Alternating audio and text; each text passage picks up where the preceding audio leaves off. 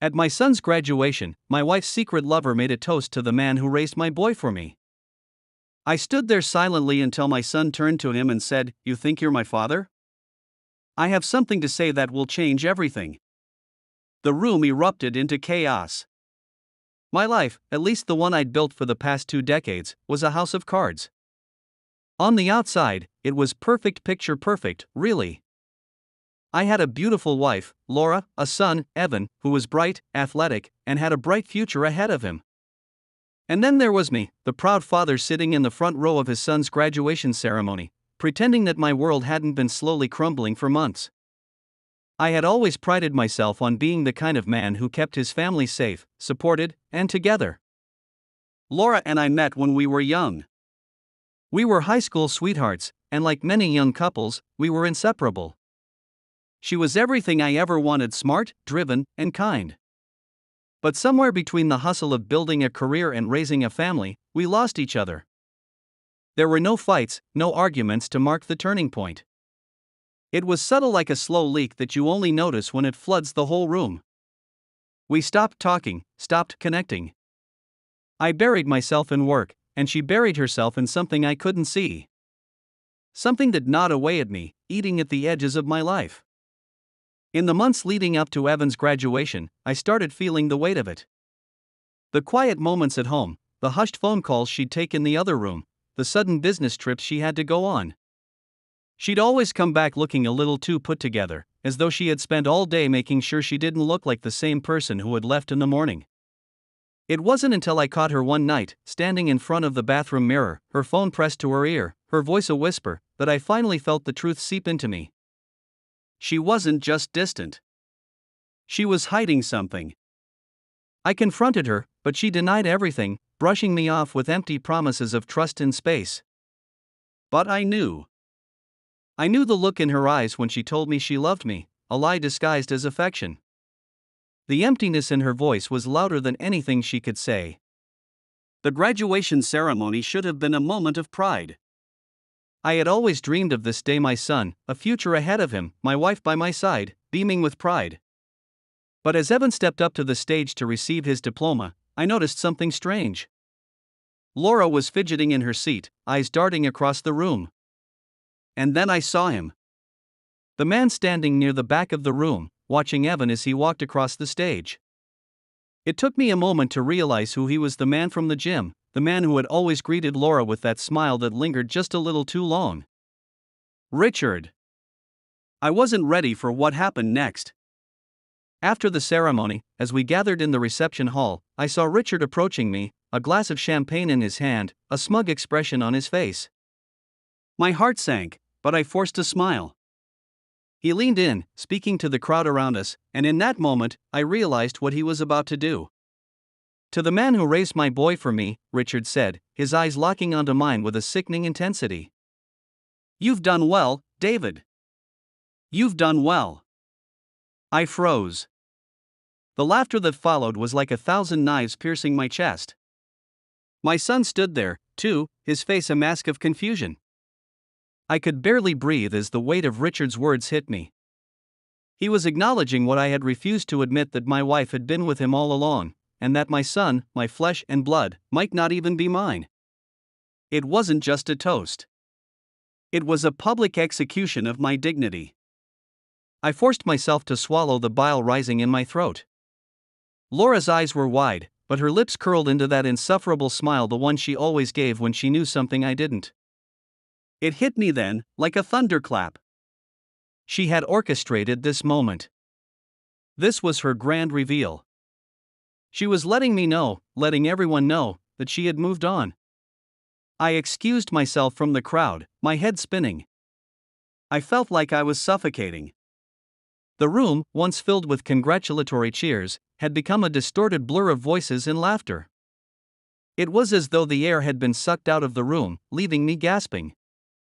I walked outside, my feet numb, my thoughts scattered.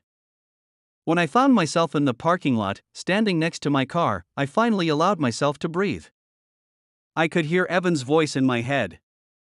"Who is that man, Dad?" I had no answer. Not then.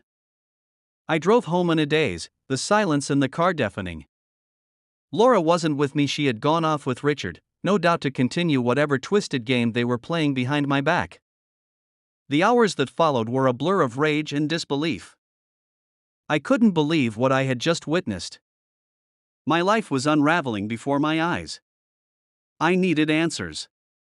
I wasn't going to be the fool anymore. I stayed up all night, going through our bank statements, searching for clues, any trace of her betrayal. It didn't take long. There it was, a transfer to Richard's account, followed by a few more small but regular payments. I felt like I had been hit with a punch to the gut.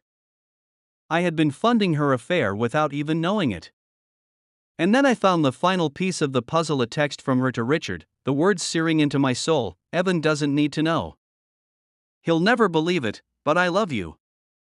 It's time to make our move." The truth crushed me. But it also gave me something, an edge. A reason to fight back. I knew what I had to do. I didn't confront Laura immediately. I wasn't ready to face her, not yet. But I wasn't going to let this go unanswered. I made calls. I set things in motion. I hired a private investigator. The reports he sent back were damning: photos, texts, details of their meetings. Everything I needed to destroy them. The moment I had everything, I began my plan. I quietly sold off assets, moving everything into a separate account, ensuring that I could walk away from this marriage without a penny of her stealing. But I didn't want her to get away with it that easily. I prepared for the final act. I was going to take back control. The next few days were a blur of planning. The day of the graduation had shattered something in me, but it also gave me clarity. I wasn't going to let them win. I wasn't going to let her rewrite my life. I set the trap. The dinner party that Laura had insisted on hosting seemed like the perfect opportunity. The guests, her closest friends, were there, oblivious to the storm that was about to hit them. I kept my composure, smiled, acted as if nothing was wrong, even when Laura leaned in to kiss me, her lips pressing against my cheek in that same false affection. After dessert, I stood up, raising my glass. "I'd like to make a toast," I said, the room falling silent. Laura's face tightened, her eyes narrowing, but she didn't say a word. I clicked a button on my phone, and the large screen at the end of the room flickered to life. The video played. The sound of her voice, the laughter, the shared moments with Richard, everything. The gasps from the room were immediate. My heart raced. I watched her face change, her smug expression fading into pure terror. I let it play for a few more moments, then stopped it. "To my wife," I said, my voice dripping with sarcasm, and her dedication to making sure I knew I was nothing. Laura tried to speak, but I wasn't done. I moved to the center of the room, the silence swallowing her protests. "You thought you could ruin me," I said, "but I'm not the man you thought I was. I'm not the fool who doesn't see the truth. I had her. There was no escaping it now." The final blow? Her lover, Richard, had been fired from his position the moment I sent the anonymous tip to HR. The company had already started an investigation into his conduct. I turned to Laura. "You've already lost," I said coldly. "And so has he." She tried to flee, but I was already done with her. The weeks that followed were a blur of legal battles and whispered conversations. She lost everything: her reputation, her job, her friends. As for me, I focused on rebuilding my life. I didn't have to do anything more. The truth had already taken its toll. In the end, I was free. I had nothing left to prove. And as for Evan, he and I rebuilt our relationship on solid ground. The man who raised him wasn't just some fool. He was someone who had learned how to fight, how to stand tall. I had won, not just the battle, but my life. And I knew, for the first time in years, that I was finally free.